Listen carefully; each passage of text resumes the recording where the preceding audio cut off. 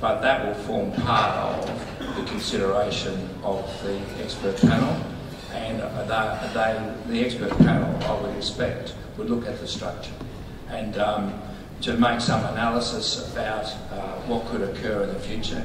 There are a lot of different models about what could occur here. In an ideal world, we would like to see the market work and the competitive pressure work so the consumer benefits, but that hasn't happened up until now, and therefore we've had to step in. You capped the price, presumably because you saw this market failing.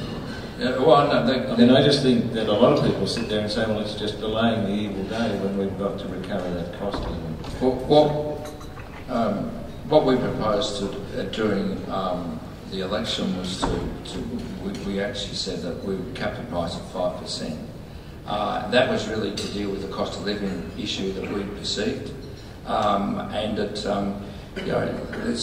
we've had to not fulfil that commitment. Because in light of the information in terms of Aurora's financial position subsequent to the election, we had to respond to that, and it just would have been irresponsible fiscally to pursue that objective of the 5% cap. But nonetheless, we were allowed to effectively provide assistance to those most in need, the concession card holders, with a one-off payment of $100 next financial year. So the cap was not really about dealing with the issue of competition. It was really to deal with the issue of the cost of living issue.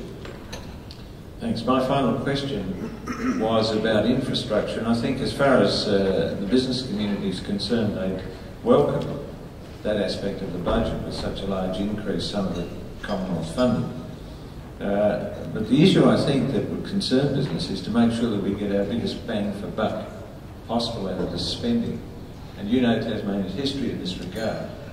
There have been periods in our history when we've actually had the parochial forces working away merrily, and we put these infrastructure deals in, but they don't serve the right industries in the right places.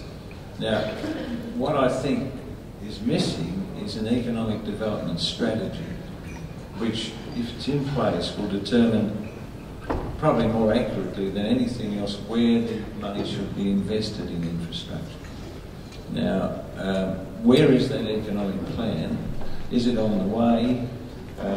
And what can we get a guarantee that, from business side, that this will be in lockstep with the so-called strategy?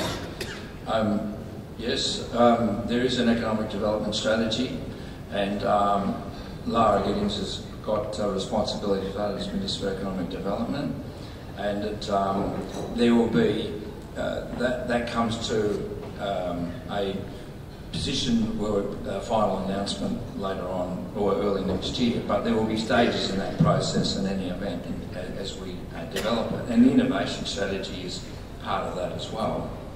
I think in the allocation of the portfolios, the fact that Lara has responsibility for infrastructure as well should allow there to be a connection between economic development and infrastructure, and it is also the announcement I made yesterday about the planning process to support infrastructure development. I think is going to be a major reassurance to the business community that we are putting in processes where, we've made allocations to various projects in the past, thinking that there was a time frame as they were put forward, but quite frankly, didn't have enough rigour around them, and that we now are going to require the agencies to do the planning, do the business case, and then bring it to the budget committee and put it on the table and say, look, we want this to be funded, rather than say, here's $40 million for Project X. I won't name any particular project, and it's forced to. And then that will be put forward as a project, and we can announce it, and it should be, the government should get it to planning approval stage. So that should help too. There were some questions from the members of the TCCI, so I think we'll do those at this stage. TCCI estimates that to simply maintain the current capital stock in Tasmania, we require a $200 to $300 million surplus. The government now has in place a 10-year infrastructure strategy, but how can this new infrastructure, such as irrigation schemes, be funded when we are not even generating surpluses big enough to maintain the existing stock? Well, two parts to that. One is that we have a water fund which will fund the projects that we have announced that we wish to put forward. They haven't reached approval stages, but there's an allocation there which will allow for those projects. There's always this issue about do you keep on building up your infrastructure or just maintain your existing infrastructure? Infrastructure Australia provides a report card on this. I remember reading a report card 5 years ago about water and sewage infrastructure, which took my attention, and we've responded to that because we needed to make sure that that was in a good stead. There's always a challenge between new projects, but in the water, I mean, that adds to our productivity. That adds to our business sector, and that there's going to be a lot of leverage off that investment for the economy, and I don't think anyone can challenge that type of investment. The investment that really some people get a bit anxious about is when we might be building new roads when there could be an argument to say we should be sustaining existing ones. Yeah, that's a good argument. It can be, it is. Now, the budget last year provided an historic move to the rebate payroll tax on new jobs as an employment stimulant. The government said that it would be a good opportunity to better understand the practical relationship between payroll tax and jobs. And I might just add here that all of the econometric studies that I've seen of the connection between wages and employment are quite inconclusive, and yet they are used in many places as policy. But significantly, business knows that it could do more if it didn't have to pay payroll tax.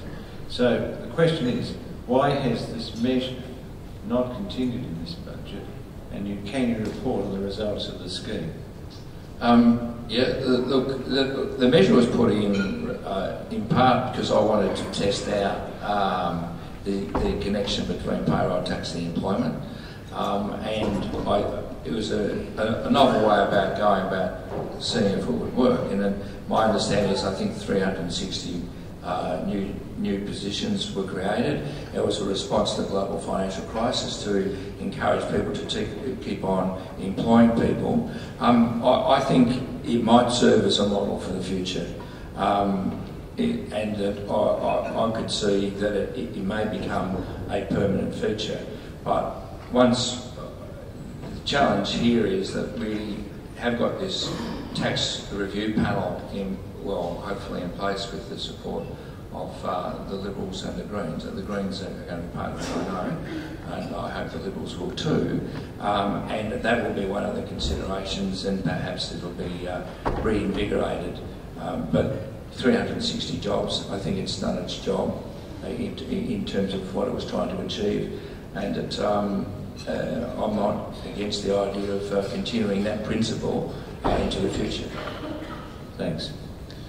Well, I think, Robert, if you want to go to open questions, that's fine by us at this stage. Good, thanks, Treasurer and Dr. Felmingham.